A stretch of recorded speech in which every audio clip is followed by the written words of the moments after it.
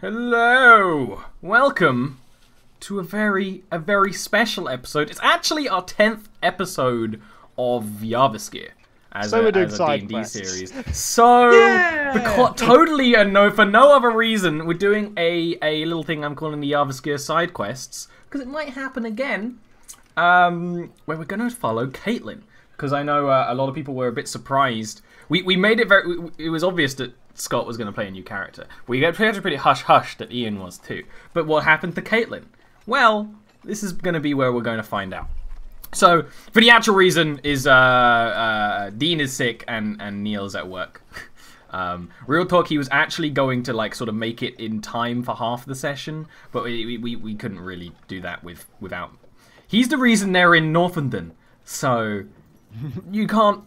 I don't think Salny and Melody could bullshit for 2 hours.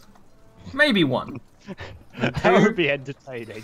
So, chronologically, this is slightly before the first week. I feel like they would really fumble through it. It's not necessarily...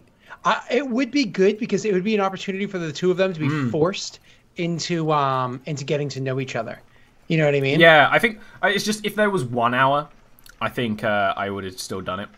A Salny and one, if it was a 2-hour session, I think it could be a really good character development session. And finally, because they don't, out of all the characters, those two have literally zero foundation being built for a relationship between them yet, which sucks because Ian's a cool guy to play with.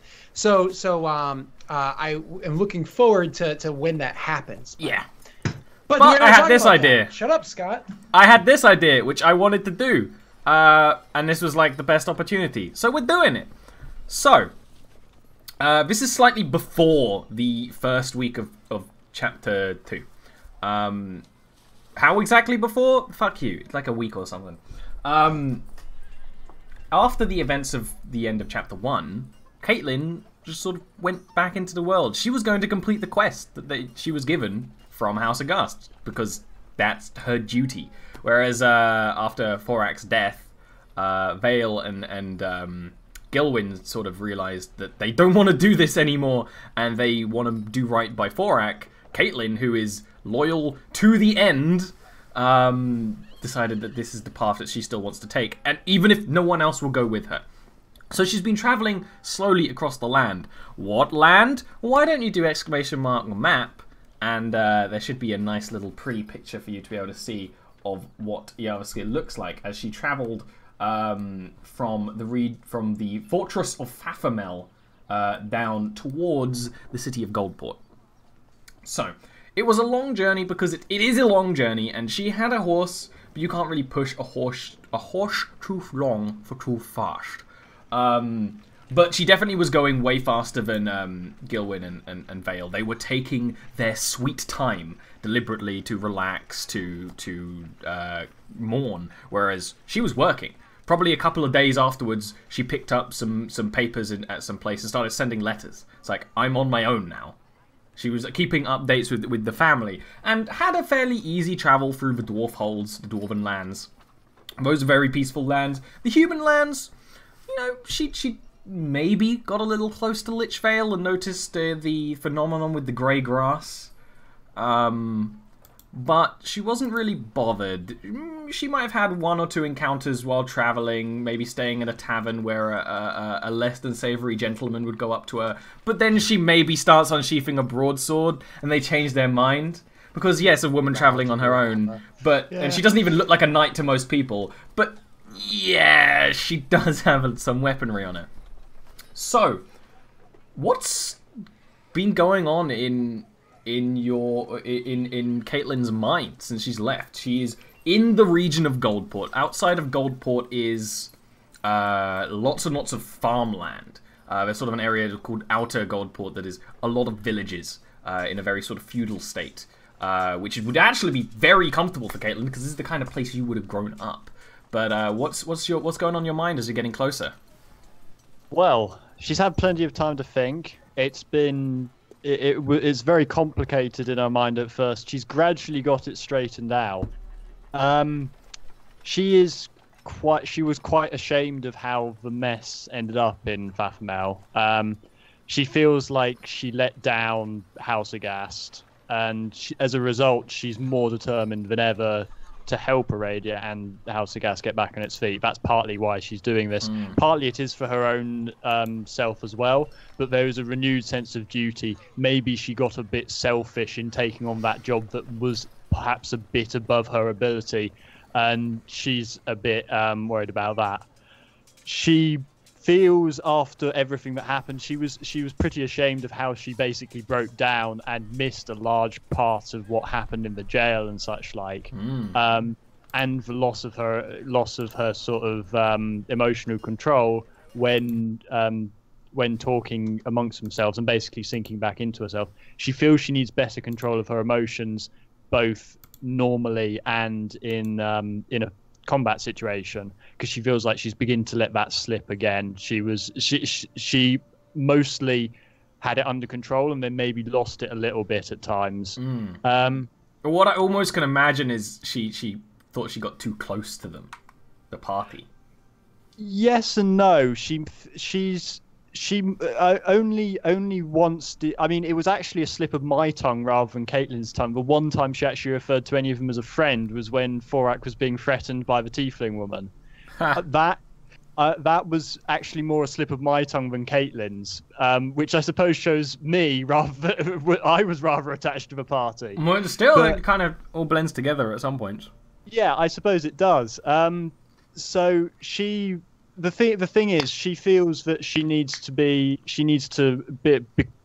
like double down on her self-control and become more selfless again for Aradia's sake. And she feels she needs to be more patient working towards her goal. She feels she got ahead, as I said, she feels she got ahead of herself. She was maybe blinded by greed a little bit, and went after something that was above her abilities.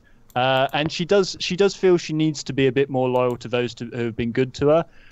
That's maybe a little bit to the party, but more so she feels she's like getting her comeuppance for basically going, oh, Valrorian, screw you.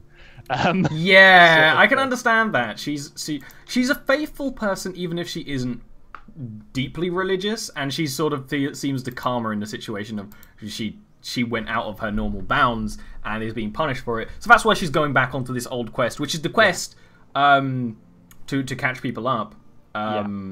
That Valrorian, and more specifically Layla Brand, the person that works with Valrorian, said to go to Goldport, get her spellbook. Goldport has witch hunts right now, and she had to leave in a hurry and didn't have her spellbook.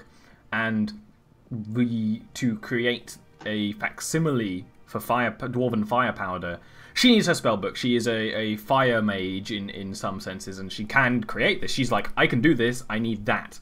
And that's what they were sent off to do. But they kind of got a little sidetracked, more or less. And relating specifically to Thorak, I feel like I should mention specifically because it was such a big thing. She's in her emotions towards Thorak and what happened are quite complex. She's still unsure about what Thorak was intending at the end, and what he was probably, and what he was. She doesn't have a clue what she doesn't have a clue. She just realized that he's like a monster. Or there's something odd going on, yeah. But she, in the first place, she would never have actually discriminated against him because she was judging him basically on his personality and how he acted. She would have been, surprisingly, perhaps for a paladin, she wouldn't have really thought, oh, he's a zombie. Well, he's not hurting anyone, so he's pretty okay. But she's leaning toward, she doesn't really know what he was doing, but she has a great deal of respect for. She's not sure if he was just trying to finish the mission, or whether he was trying to give him another chance. She's not sure, but either way, she feels it's respectable. She's very frustrated that she was basically useless and watched Thorak die. She didn't really do anything to help him. She's very frustrated by that, and she feels, if nothing else, she needs to honor Thorak's sacrifice, but not by sort of like changing her way of doing things, which is what the other two are doing. Yeah, she's sort of taking it the opposite way. Her bond with Thorak was a mutual respect, but it was mutual respect. They were coming at things from two quite different angles. So she feels the best way to honor him is to continue living as she had, because if she tried to change herself to more towards his way of thinking, that would almost be a betrayal. That would be false of their bond. Yeah, that would be false. So that's sort of how she is now relating to Forak. Well, I have to interject and say that even though Forak is DED, dead, again, it was very much a strength of personalities opposing one another, and that was one of the things that he deeply respected about Katlyn, was that he would throw out his opinion, and he was very, very willing to, and she would be like, well, no, I disagree with you, and here's why. And he respected the fact that she didn't just go, it wasn't like a fight, either okay and then just keep doing her own thing anyways, or cow to his will. She was, no, I'm actually going to debate this with you because I genuinely think you're wrong, and I'm equally passionate about the opposite side. Whereas again, either cowing or cowing he probably would have seen as a victory, but just doing your own thing without saying anything to the contrary, I think that's probably where he wouldn't have had respect. Yeah. And I think the initial 2 times he was kind of I guess a dick. She was like, okay, and just kind of like went on, but that was when they were first getting to know each other, and then they had really good debates, and then there was obviously, which is something like when you can have a good conversation, even like in a debate like that, that's respectful. I can understand that. All right. And that was just the 2 characters. He was very lawful in his own way, and she was in her own way. They which is really interesting. Ways. I know it totally can happen, but it was interesting to have 2 very lawful characters clash because their sets of rules were very different. All right. Well, sorry. No, perfectly timed to talk about it. So, Katlyn, you are more or less at the city of Goldport. You're at the distance right now where you can see into the city, more or less. You can see the city walls in the distance. Goldport is a huge metropolis. It is the center of humanity in the world, and they will fucking tell you that. And Katlyn comes from there, and so she actually fully believes it. She can respect Northenden. You've had conversations about it, but Northenden isn't, her home. This is her home she's actually going to. So you're going through these 4 farmlands, and you were explicitly told, maybe 2 days ago, a raven actually would have come for you with a little message. It would have been from Valvorian that what you're trying to do in the city is dangerous. You should not be doing it alone. Go to the Farming Imp Inn outside of the city, and you will have help provided to you by the name of Slade. So you've been traveling closer, and maybe Katlyn is the kind of person who would be talking to people as she travels and getting to know other merchants, going probably under the guise that I am a traveling healer. But when you get closer, when you're going through these villages and through towns and things, and passing churches doing their celebrations, you would be asking, "Oh, where's this tavern? Where's this tavern?" And eventually you would get there. It is a late afternoon when you get there. The sun is starting to set, or is going to set soon. It's not starting to set yet. And this tavern is, it's a reasonable countryside tavern. It's close enough to the city that it probably gets a few travelers, but it's not on any of the main roads, so it's not got the huge influx of back and forth. So it's actually one of the perfect places to meet someone, because it's close to the city, but a little out of the commonly traveled routes. You go into this tavern. It's only a tavern, not actually an inn. If you wanted to stay here, you'd have to find rooms somewhere else, maybe in other buildings. It's the sort of place that has lots of pans hanging from the rafters and all sorts of things. Food is definitely the most important thing. They actually have a big sort of barbecue thing going on in a fire pit in the middle. And you start scanning this place to find who you're looking for. And it is, due to its location, a little bit of a shady place. It's like, that's a corner for shady conversations, that's a corner for shady conversations. And eventually you find a person that seems right to you. There are other people in these shady corners, people having conversations. But there's only one person sitting alone in such a way that someone else could sit for them. For other people sitting alone, like, you fucking leave me alone. This person is leaving an extra seat, leaving it easy to be sat into. And who is that person, Delric? back to the wall, surveying the room over a mug of beer, sort of a thing, right? Yeah. Could you just do me a favor before I do that? Can you describe to me a corner that's not made for shady conversations? This place would have nice little nooks with little tables for eating. Imagine almost like a fantasy diner. Fantasy diner. Yeah. But are there? I just want to know what kind of corner is not made for shady seating. Like, what is a not shady? Yeah, not shady corner. The corners, and you're like, yeah, I'm not gonna have a conversation in that corner. Definitely not. Okay, I get your memes, sir. All right. So, anyways, so the person that you see sitting there, he looks rather. I mean, you because of your background would instantly pick up the fact that he was a half elf. It'd be so obvious to you. He's not small. Stands at about 5'11". Seems to be decently well built. He actually has a small kept beard. To him, his hair is brown, short kept. He's wearing clothes that clearly have seen a considerable amount of travel, but at the same time, at the bottom of the cloak, it's not just like mud that you see stuck to the bottom of the cloak. It's also a little bit of like the guck or whatever you would imagine you'd pick up from walking through city streets as well, like, you know, refuse or whatever kind of stains at the bottom of the cloak. Yeah, mud. They tell you it's mud. It's not mud. Nicest I actually described that the Monday game, Arvine's character was in Goldport, and it was like, oh, you fall in the mud. It's not mud. I'd say he's surveying the room, looking with a practiced eye.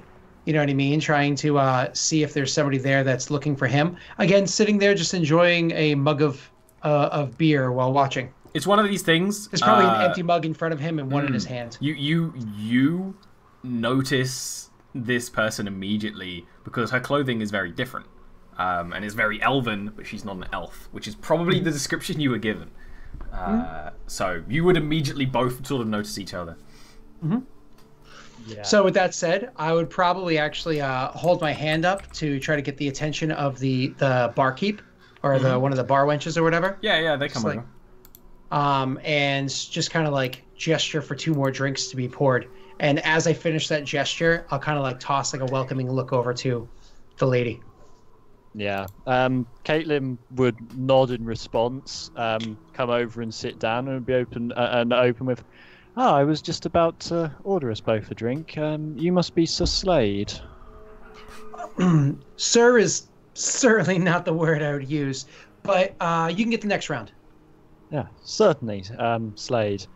Lord Valorian said you would assist me in my travels in Goldport. Has he given you the details of what we are aiming to do? No, I get notice from time to time, and he's like, you know, I need some help. Help this person. I'm just here for the gold. Fair enough. I assume you're the type who wants to know what you're doing, though, rather than being left relatively in the dark. Are we killing children? No, nothing untoward. Whoa! No. Then I'll follow your lead. Tell me what you want. Tell me what you think I need to know. Right. Well, this is perhaps going to be somewhat dangerous in the fact that it will be going against, or not so much going directly against, but might incur the wrath of the witch hunters that currently inhabit Goldport. Kind of assholes. Very well summed up. Basically, we need to retrieve a spell book from a house of a displaced mage. I do not foresee any problems with accessing it.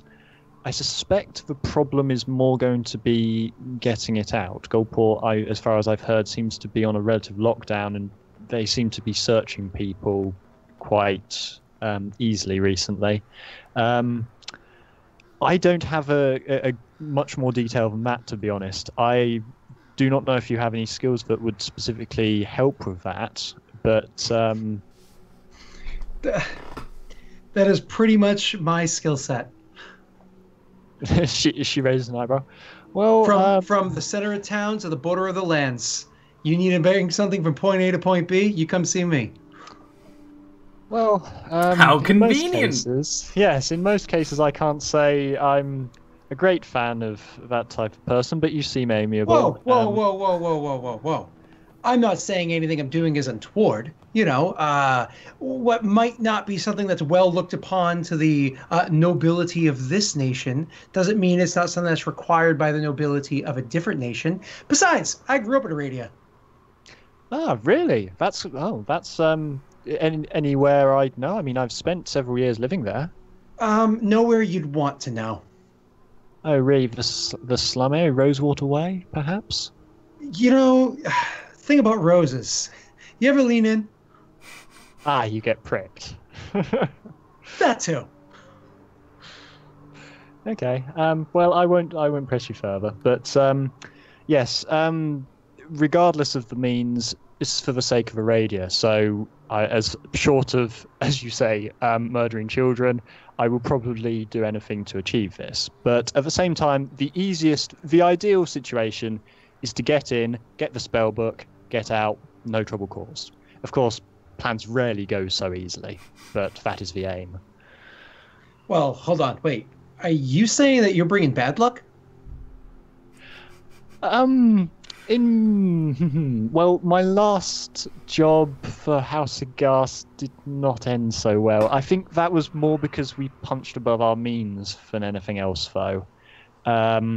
Well, he's usually a really good judge of character. He has never sent me on a job that I couldn't handle myself or with the crew that was given to me. No, that. I don't think there will be any issue here. I think the problem was not Lord Valrorian. I have no complaint with him. The problem was with our party. We chose an alternative method, one that went against what Valrorian intended. In fact, to be completely honest, we set out on a separate quest given by another house member because we thought it would be better for us and for House of Gas. Other than Valrorian? Yes. Why would you ever work for anybody but him?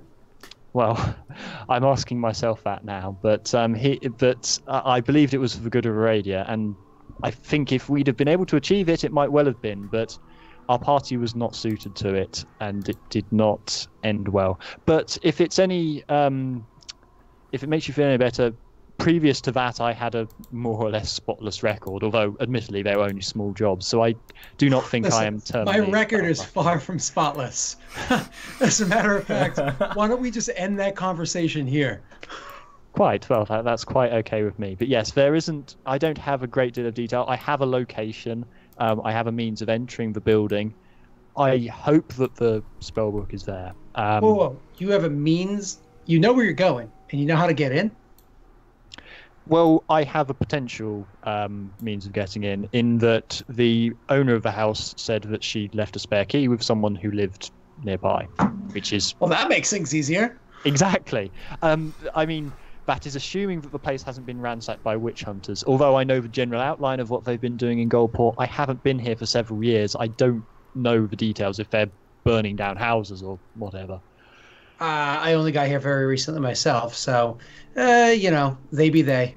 Yes, but I think as I said, I think the getting the spell book is probably going to be the easy part. Getting it out is going to be the part that requires special skills, probably. Can you tell me who it is that has this key? I was not given a name. I was given a street, an address. The house we need is 13A Long Rattle Street, and 13B should have a key. I believe that. Oh yes, actually, I was given a name now that I think about it. Hold on 1 second. I'm sorry. Yep. You don't mind sewers, do you? I have killed plenty of rats in sewers in my time. I am perfectly okay with them if necessary. Oh, okay, fine. Because I'm just thinking of just like a quick shortcut to there from here. We could probably evade most of their oversight. I mean, you kind of stand out. You clearly are from Aradia, and the less guards we bump into between here and there is probably better. Hey, listen, this key, it's probably going to make things a lot easier. How necessary do you think it is? I mean, it's a mage's house, so that might be more than a key. It is possible. I am afraid I simply don't know any details. I'm sure there are other ways we could access the house. I mean, as I say, if it has been looked at by the mage hunters, there might even be broken windows already, so to speak. We might be able to get in without a key. But I'm not worried about windows and doors and locks. I'm worried about what the mage may have put there inside. She did not warn me of any traps, and given that this is of importance to her as well, I think she probably would have done. Okay. So I think we can probably be we should probably be on our guard just in case there's any residual magics that could. What's the name of the address of the house that has the key? It's 13B Long Rattle Street, and a gentleman by the name of Cobb was the only name I was given. I have a note to show him. Do you have 5 silver and 5 gold on you? Yes, I do. May I have those? I would like your reason for them, but potentially yes. I need to have a quick conversation. You are the expert in getting in and out of places undetected. I suppose here you go. He rustles about in a pouch, gets them out, and hands them over. I'm going to get up and walk over to the bartender. Great. Okay. The bartender is, guess what they're doing? Guess what, Scott? Wiping the bar with a dirty rag. Cleaning a mug. You were close. You do it that way? You do the mug? Yeah. I do the bar. He's just sort of working away. He definitely notices that you're there to ask about something, but doesn't talk to you first. He's just sort of like, yeah. So when he gets in, he says that. I'm going to lay down one at a time, so very slowly, probably like every 3 words. I would like to, Tink, bend your, Tink, ear for a moment, Tink. If you're so, Tink, inclined to let me, Tink. 5 silver on the bar. He could have puts his hand over it and sort of sweeps it towards him. What are you inclining to be wanting? How much do you know about the address? And I said whatever Arvine just told me. Katlyn, the character Arvine. 13B Long Rattle Street. That street's in the Silver District, mate. Way far away from here. So what can you tell me about... I need to know about the residents of that specific address. We're outside the city, mate. I don't know anything about that. But is there anybody in here that comes through here often enough that would? He sort of looks around for a bit and thinks, maybe. Well, I would like to, Tink, borrow your tongue, Tink. If you are feeling, Tink, so inclined, Tink, to let me do so, Tink. And this time I put 5 gold down. There's a woman by the name of Alieth. She, and he does the doesn't same thing, know me, but she does know you. Write down that address. Yeah. I'll be back tomorrow to find out who lives there. All right. Writes it down. Seems really fine to agree with that. That's like it's shady, but it's probably like such a edge shade. He's probably fine to actually do that semi-illegal thing. Mm-hmm. So yeah, he's giving me information. He's just giving you information. He could explain it in court. Yeah. All right, so I'll get up and walk away and say, "Do you have a place to stay for the evening?" No, I've came straight here. Well, I do know of a shithole nearby. If you don't mind, I'd buy your room for you. That's very generous of you. But yes, I've slept in a few shitholes in my time. That would do fine. Perfect. And don't worry about the next round. I don't even know if I can finish this one. And I'll slide the mug that I purchased when you first sat down is completely untouched, and the one that I was drinking when you actually first sat down is maybe a quarter of the way down. So I drank 1 1/4 beers out of the 3 that were served to me. Yeah, she would just start drinking any leftover that you offer, basically. Great. Yep. Fine. I will let her drink. I imagine small talk would ensue. Yeah. A little bit of chit chat. Yeah. More or less, Aradia, if she has any updated gossip from Aradia, I'd be like, "Oh, really? No, do not tell me that she's still with him." So after Katlyn gets a little sloshed, But the beer's watered down anyway. You go off to a shithole. Don't need to describe the particular kind of Daleric shithole. You spend like a gold or so. It's fine. Gold for the 2 rooms for 1 night? Yeah. Okay, thanks. Done. And you wake up in the morning. I mean, it's one of those things that's way easier to stay the night and do this all legitimately. And I imagine you immediately go back to the tavern. I'd wait a few hours. I'd wait until probably about noonish. You know what I mean? Because I don't know what time this woman comes through. So I'll probably say, hey, we're going to head back that place for lunch. I got that too. You're being very generous, but I will have to pay you back for this. But yes, it is welcome. And so when we go back, I will buy us a cheap lunch, and so wait until he seems not busy for a moment, and then I'll try to do like the whole toss him the eyes. No, he actually comes over to you, not immediately, and hands you sort of while he sort of like cleans the table a bit and leaves the note there. It's actually a little smooth. Clearly, this guy has done this sort of thing before, and he straight up tells you the note says that the building is 2 addresses. One belongs to a woman named Layla Brand, and the other belongs to a man named Jonas Cobb. Okay. And so when I look at this and I go, and now we find out who they are, and I drop the paper in front of Katlyn so she can read it. Well, this certainly matches up to what I expected. Okay.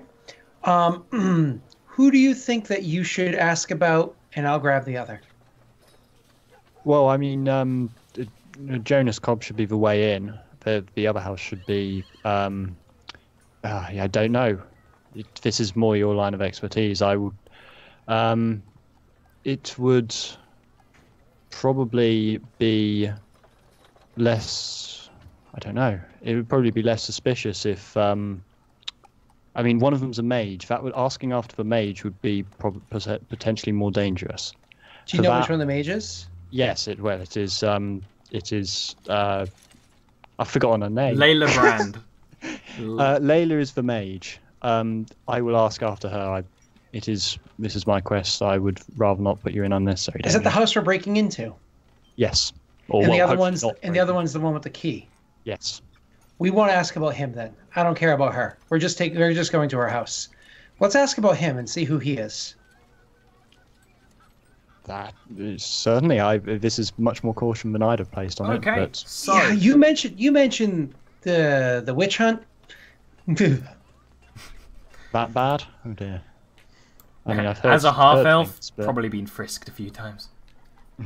So, you're gonna go ask about that. Are you gonna ask about that? Ask about Jonas, like in the city, because that's in the city. Yep, exactly. Okay, I'm not gonna hang around out here for that. Immediately, like you finish your food. You have like a little bit of bread and ham, which is basically what my dinner was. It was like a perfect tavern dinner. It was perfect. And you head into the city. Now, the walls of Goldport are big and fairly old, but the gates are very well maintained and very well guarded by not only the guards of Goldport who wear leather with little bits of metal attachments and sort of goldish highlights, but they can't emulate true gold like some elvish clothing does. And they're definitely not wasting gold on the guard uniforms. But also the witch hunters, who you would know are called the Weave Seal Mandation, and they're the people who actually give you more trouble. This isn't like when Katlyn was going into the Crimson Mountain and had to sort of wait in line. Yeah, you wait in line, but because of the time of day you go, like at the morning and evening, it's going to be a rush. Actually, in the middle of the day, it's a little easier to enter, especially through this entrance of the city. But you are stopped by a combination of them. Now, it's important to note the witch hunters are not the guards. They are a completely different force, but they are almost always seen together, at least at the gates. So they recognize you, and they do frisk you, and it's a little rougher than seems necessary. And the guards don't really care, although they maybe give you a second glance and you explain why you're there and how do you explain? I would say that I was a mercenary until recently, working out of Aradia, But after a failed job, I had to come here for other work. Which is technically all true. It's all true. Slade is the more important one. They care more about Slade. Yeah. Oh, I've been here for a few days now. I sort of. Hey, do you always ask every time I come in? Because I literally just went out. Did you say that to the witch hunter, and the guard nearby is like, no, he's a regular. He's a local. He's like, ugh. Like clearly the witch hunter's like disgusted that you're a local. But they look. Then they turn their attention back to Katlyn. You say this story, and you're like, from the Elven lands. Ugh. And they start sort of. This is daytime. This is noon. It's a little shady because you're sort of under the archway of a gate. But they start sort of waving this torch over you, and it's a little different to a torch. It's almost like a handheld gas lantern, and it's lit. And they wave it over Katlyn as someone else is sort of frisking her, and they make you take all your weapons off and examine them, and they're like, none of it's enchanted, is it? And like they say it almost like it's a joke, like no one's gonna walk in with enchanted weaponry. It's impossible. It doesn't exist. It's so rare. The light, the fire on the torch, turns green. Oh crap! At over, let's say your sort of side bag, and they're like, huh, she's got some item on her. And start. They literally they tear your bag from you, and then they start going through it and checking things to see what was magical, because you weren't magical, because they checked you as well. Eventually they find out what it was. This little. Oh, so when this happens, it gets ripped from her arm. I'm like, hey, you didn't tell me that you had magic on you, man. I didn't think I had magic. I wouldn't. I'm just saying, I'm more than happy to escort you around and to show you the greater area and to walk you through the city. Like, I'll take the coin, but you gotta let me know if I'm gonna be getting arrested because, you know. Slade, give me a deception roll with advantage, because that's like a believable story. But I still want you to roll it. Technically speaking, I didn't know she had magic, but it's like the initial reaction is real, and then the rest is sort of faking it. Perfect, and it's sort of one of the things where you can tell the guards are believing it. They have no reason not to. She would be like, I didn't know I had. I mean, there's a potion in there, but I didn't. The potions don't react. What does react is this stone flask. She would actually look at that and go, what? The 4-axe flask. But that's what? That makes no. How is that magical? What? Well, hold on a second. That's whiskey. You have magic whiskey? No, that's. If you must know, that's a memento of my dead comrade. I didn't realize. They sort of like laugh and don't believe you, and they like sort of move it away off the table, and they do give you they give you your bag back. They don't put everything back in it. You probably have to go, all the like random odds and ends, but they clearly. In fact, one of the witch hunters picks it up and like, looks like we're gonna have to see what this is. Oh, if you could tell me, I'd like to know. I thought that was only one of his possessions. Yeah. I had no idea it was magical. And you're allowed in. Without the flask, you're allowed in. I would look at it a bit wistfully as we were going in, just be like, oh, I sort of wanted to keep hold of that. You see them while you're sort of looking back and they think you've gone. They start pouring out whatever's inside, and just like dirt comes out, and they're like, what the? Like they're confused. Yeah. But this is when you leave. 4-act reborn. It's just naked, just. So he's like, oh, this is shit. No, so he's like, when you make that comment under your breath or whatever, he's like, I hope you weren't close with him. We had a great deal of mutual respect. I'm a bit upset that that was taken away and that they treated it disrespectfully, but I suppose it can't be helped. You don't think they'll release it to me as I come out, do you? Actually, no, we don't want to get involved with them on the way out, do we?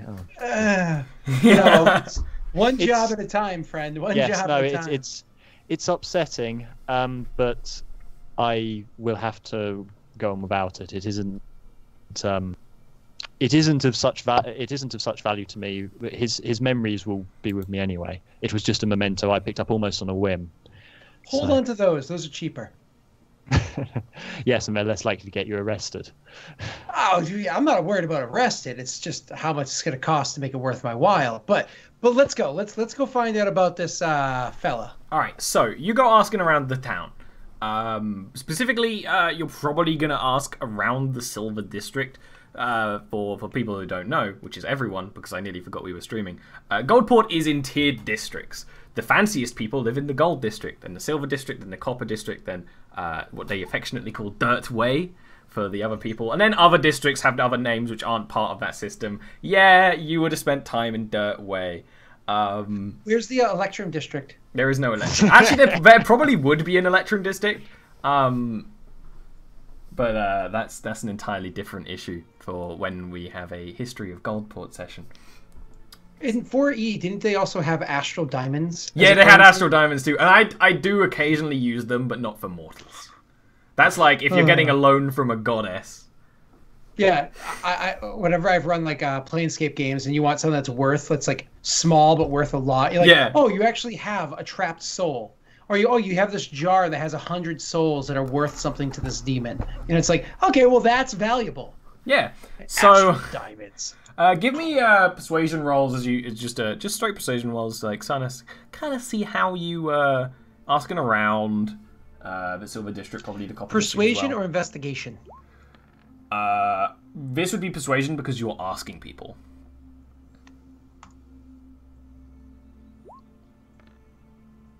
So, Katlyn is almost a little too polite. Slade, you notice that she's spending a little too long with each person. You're not necessarily doing everything together, but you definitely notice that. But you hear about this guy, you get a couple of people like, oh yeah, I know him. You find out that he's a tailor, apparently quite smart. Actually, he has glasses, which is a sign of pretty good wealth in any kind of fantasy land. Or you're a gnome, it's one or the other. So he definitely exists. He's a tailor. You say do you ask, does he live here? And if you do that, they would say yes. I don't know if you would though. But he's known, tailor, that sort of thing. What kind of threads he spin? In fact, actually, what one of them would say, he's like, okay, regular old clothing for fine, but not brilliant, So not quite, something that the lady here would like to purchase. And looks at her and like, no, nothing she would wear. There was something about he won it wasn't a court thing. One of those old rules that people occasionally call on. Something to do with blue laws. Something to do with rentals. I think something to do with his house and renting. I don't know. Okay. But that's like what you get from a couple of people.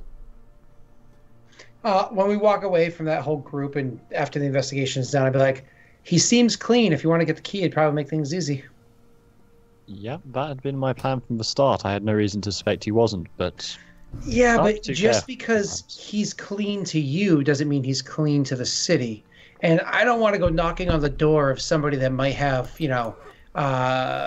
mage slayers behind it.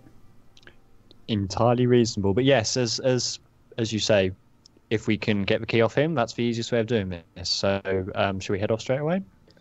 Yeah, but why don't you go knock on the door? I think I'll hang out across the street. I think there's a shop near there, isn't there? All right. I'm sure there's plenty. You get over that way quite easily. It's near the end of the day at this point. You spent like most of the day. You had the afternoon asking people around. So it'd be early evening when you find this place. You look at the street address. It's a sort of a line of terrace buildings that have sort of clearly like the top and bottom half of the building. It's 4 stories but quite small. Are 2 separate things. A is the lower one, which is where Layla lived. Whereas B is the one higher up. And it looks fine. So, it's not like it's abandoned or anything. You don't see any broken windows or like a notice on the door or anything like that. Obviously, Katlyn's going to go and take care of that. While she's doing that, I'm going to be, like I said, across the street, somewhere nearby where it's kind of an eye shot, definitely an ear shot of something loud. And I'm just going to be plotting a rapid way out of the city. Doesn't matter which direction, as long as I think it's the quickest and potentially the most avoiding guards. Let me think you know what? I'm actually going to put that as a survival roll. Oh, I mean, you have that. That's fine. Don't worry about it. You can easily do that. You know the city. You know how cities are. You struggle to find a way out of the city that isn't going to go through a main gate unless you dip into the sewers, which is entirely possible, but probably not the way. I mean, she said she's handled sewers before, but are you sure? Yeah, but also that probably would require a survival roll to keep my wits about me. And that would be harder than yeah. And she is wearing armor, so if to know how deep any sewer, usually there's walkways in sewers, but not everywhere, you know. Yeah. So, Katlyn, you gonna go up to the doors? Yep, she would just go up to the door and knock.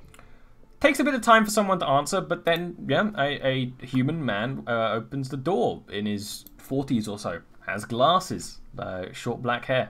Seems to be the guy. Hello there. Are you Sir Jonas Cobb? Yes. A friend of mine said you would be able to help me, and she passes the note that Layla wrote out for her. He looks at it for like a second before sort of screwing it up. I don't deal with Layla no more. She was a witch. And because she was a witch, her house was mine. So, if that's what you're here for, picking up her shit, you know, it's actually all mine now. So that is completely fine, but you do realise that some of her belongings are magical, don't you? Are you sure you want that in your possession? Give me an intimidation roll. Oh, I'm so good at intimidate. Oh, more than double that intimidate. Oh, that's a good roll though. Great roll. His eyes like widen, and he's like, no, I got rid of all of that. There's nothing magical left. And you could just clearly tell that he's lying so badly. Kind of guy that rarely needs to lie, you know. Well, perhaps you might allow me to make a sweep of it for you. I could ensure that you really had disposed of everything magical, and maybe remove any small things you might have missed. Yeah. Just give the key back to me when you're done. And he goes and gets the key. It was like under a pot or something. Certainly. Thank you, sir. I'll be finished as soon as I can. And sort of just leave and go down to the other door. I presume there's another door. Yeah, it's a separate door. Same. It's like sort of the doors are side by side, but one goes down and one goes up. And you can open it. The key fits. Nothing's wrong. The door's a little stiff, but yeah, you can head in. I'll be on guard just in case there is anything magical traps, but I'm not expecting any. Okay. Give me just a straight perception roll for you, sort of going around the house. Way! You're on guard, but you know, you're also distracted by, you know, the fashion of this place, and it's actually quite nice quality. Definitely living in a small house, but with very nice things, was the way Layla was doing it. Very comfortable sort of chairs. You find her bedroom very, very comfortable. Very lots of clothes that were just left. And you sort of wander around the house. Give me an investigation roll. It does look like it was left in a rush, and you're not sure how much of that it was left in a rush, and how much was this guy Jonas going in afterwards. You don't notice anything. You don't see a spell book. You maybe flick through some books, but even you know, Katlyn, that spell books are different to a regular book. You think you know it if you saw it. Whether you actually would or not is a different thing. So you're like, you can't find anything. You probably spend 10 minutes or so wandering through the place, and then you're like, what am I? You just realize you're a little lost. Yeah. I would go out. I would actually sort of temporarily lock the door again, and I would go up to Slade and say, I don't know if you're willing to accompany me into the house. Perhaps something like this might be hidden. I certainly can't see it anywhere obvious. Yeah, usually they don't leave them sitting on the desk. You know what I mean? Exactly, and I simply am not familiar enough with this to know where she might have had a hidden compartment. If you're willing to accompany me in, I am, But I have to ask a question first. I should have asked this yesterday, and I was kind of dumb and didn't. Do you intend to read the book? Oh, no. Okay. I have no interest in the need for it. Oh, man. I was there this one time. This guy opened up, like, a book that he had found. Oh, God. I just threw away the clothes. I wasn't even going to try to save them. I just threw away my clothes, bought a new outfit, literally walked into a tailor shop, kind of funny, naked, because it was messy. All right. Not a problem. We can do this. How was he? He certainly did not think highly of Layla. He has apparently taken possession of her house. I presume that's the reference to this rental law or old rental habit, perhaps. But I do not think he will be any trouble. He seemed rather perturbed when I mentioned the possibility of there still being magical items in there, and he evidently doesn't want to get caught by the mage hunters. Yeah, most people are kind of scared of that stuff. That's fine. Why don't we... Yeah, This doesn't feel like I should just be able to walk right in the front door, does it? Like, why didn't you introduce me in the first place? What do you think? Think I should just walk in with you? I think I should try to be a little bit more discreet. I'd say walk in with me. I mean, if you're worried about it looking a bit suspicious, I can watch the door. I mean, I've already done a sweep and not found anything, so... No, it's fine. All right. Well, I'll just walk in. Yes, I mean, we were clearly together up until the point that we split up to meet the man. I don't think it would look too suspicious to anyone watching. Awesome. You walk in. Go ahead and give me an investigation roll, Slade. Again, you notice the same thing, but you definitely don't notice... You don't notice the same thing Katlyn does. Katlyn notices... Am I a fully statted PC, or should we just assume an NPC and don't have advantage, disadvantage stuff? Right now, we don't have the advantage, disadvantage stuff. The whole idea of these Jarviskjir side quests is that characters might return, so we'll have to work that out at some point. We haven't worked out for Sid yet either, so you know. You wander around, you realize more about this sort of thing. This woman had a bit of a fascination with fire. A lot of things here are burnable, lots of candles. You notice not a single religious trinket in the place, which is very strange in Goldport. Goldport is a very deeply religious place.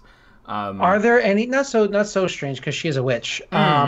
So are any of the candles valuable, like made out of unique waxes, have unique odors to them, anything like that? There's a good deal of like scented ones. Elven scented candles, actually. Yeah, I'm going to grab up a handful of those, the elven scented candles, and they're going to throw them into like a separate pouch. Cool. I don't know if Arvine would notice this or not. She would definitely... Katlyn. She definitely would notice, because you're not trying to be sneaky about it. Yeah, she'd sort of frown at it and clearly be a little bit disapproving, but this isn't her city, and this is for Aradia's sake. She's going to overlook a small thing you can also put together as like, okay, this guy's helping you, but he's not really with Aghast. This is probably part of his payment, is he might get to pay for a thing or two. But you very easily find the way into a basement that Katlyn just didn't notice. It was behind a flag of Aradia. Like, yeah, this thing is dusty. It's dusty, and then when you open it up, the smell down there is dust and something else actually that you know is like just not a pleasant smell. You can smell some bad things down in the dark, unlit basement. Can you hand me that twine? Yeah, certainly. I'll go and like grab a chair, like balance up on the chair. So like one foot's on the back of it, and one's like on the seat, and it's kind of like balanced. And I'm like, take the flag, and I don't just like shove it, like I don't just like shove it up there. It's semi-respectful, let's just get the job done. Push the flag up and like twine it so it's bundled, so it allows air to pass. Yeah, very good idea. Yeah, because most flags I just like, fuck them. But Aradia, I learned a lot of things in Aradia. I have a little respect spot in my heart for Aradia. Okay, so before and you Katlyn go, would definitely approve of that show of respect to the flag. Before you go down into a totally not suspicious basement in a wizard's house, we should stop for our first break. So I don't have to pee this time. Well, you probably should. You probably should. It's better to go before we're gone. But my steroids wore off. So we'll be I need back. antibiotics. We'll be back in like 4 minutes or so. Yeah.